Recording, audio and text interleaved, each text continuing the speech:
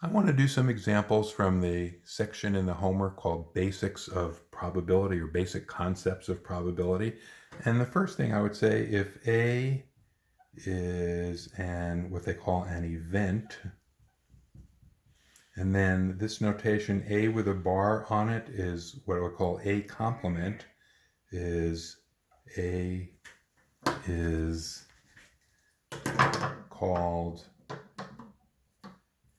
A complement, and is kind of the opposite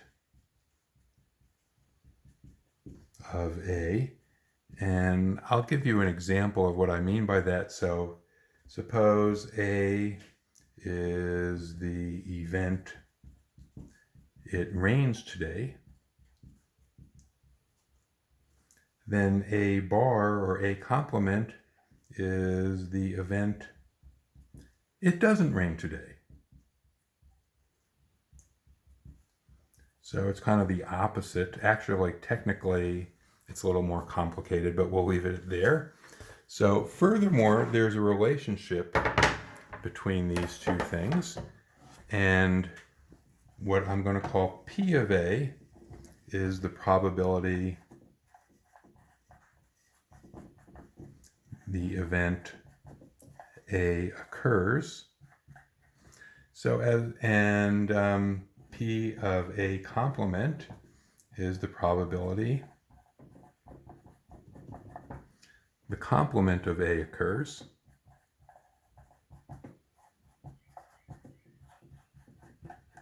And there's something called what's called the rule of complements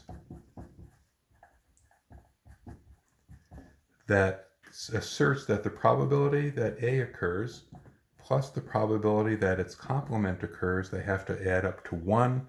If I move a term to the other side of the equation, it's the same thing as saying P of A complement is 1 minus P of A.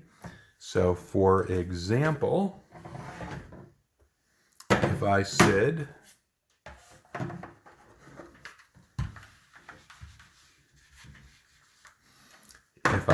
the probability of rain today,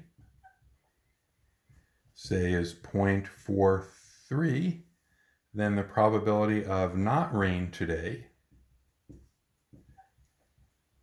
so this is the complement of this, and so by the rule of complements, the probability of not rain is 1 minus 0.43, which is 1 minus 0.43 is 0.57. So that's what's called the complement and the rule of complements. Now, probabilities can be calculated a few different ways. One of the ways is what's called relative frequency. Probabilities, do I have too many I's there? Probabilities by what's called relative frequency. Okay, let me give an example of probability by relative frequency. So suppose that there are 16 blue cars on a lot with a total of 85.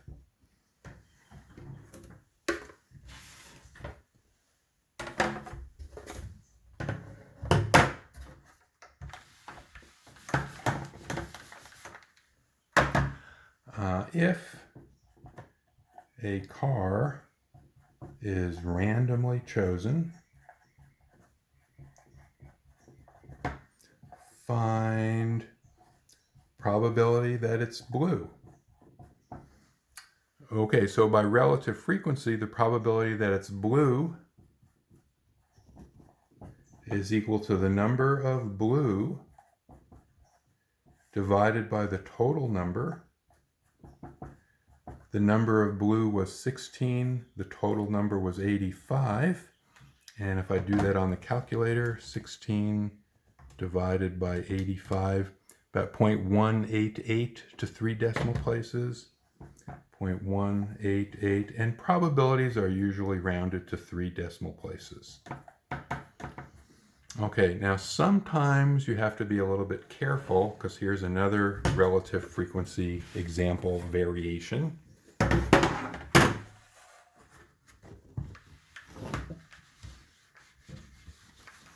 So in this example, suppose a bag has 19 blue marbles and 17 red marbles.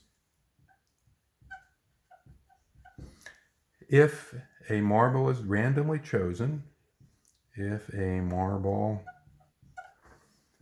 is randomly chosen, find probability that it's red.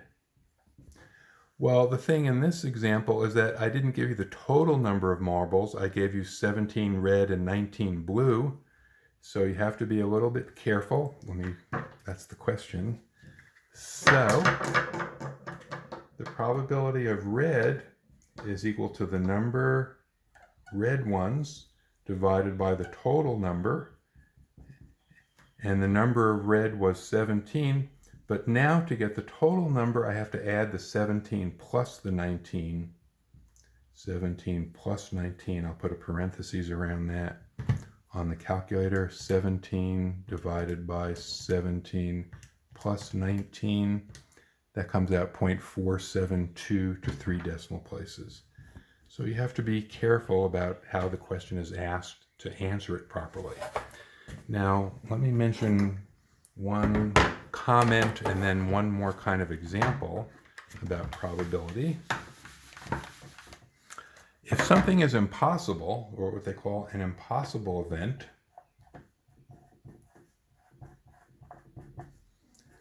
has probability equal to 0. So for example, if I say, what's the probability, what's impossible to happen? What's something that's impossible? See, I can't even think of something that's impossible. How about possibility Thanksgiving comes out on Tuesday? Well, that's not going to happen. It always comes out on Thursday, so that would be a probability 0 event. If something is definitely going to happen,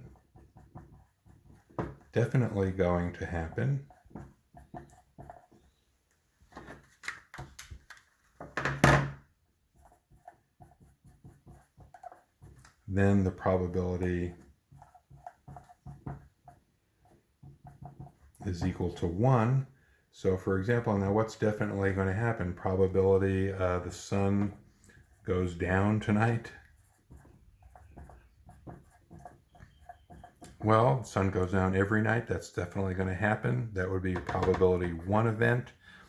From a philosophical point of view, I don't know if anything is really impossible or certain, but this is a statistics class. Okay, now there's one more kind of example about calculating probabilities. And this is using what's called a set of equally likely outcomes. So here's an example. Let's say a coin is tossed 3 times. Write the set of equally likely outcomes and use it to find probability of exactly 2 heads. Okay, now because I've done this before, I know what the set of equally likely outcomes looks like. So I'm going to write it down. If you thought about it for a while, you might come up with this. So the set of equally likely outcomes looks something like this. I'm putting this brace that's kind of set notation. It's not really that important. Well, it could be head, head, head. It could be head, head, tail. It could be head, tail, head. It could be head, tail, tail. It could be tail, tail, tail. It could be tail, tail, head. It could be tail, head, tail. It could be tail, head, head. I claim that that's all the possible ways that the 3 coins could come up heads or tails. There's 8 total outcomes.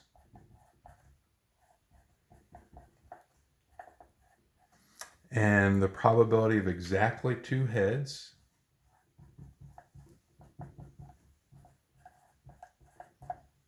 is equal to the number of outcomes that have exactly 2 heads, number with exactly 2 heads, divided by the total. So if I look at these, that doesn't have exactly 2 heads. That one has exactly 2 heads.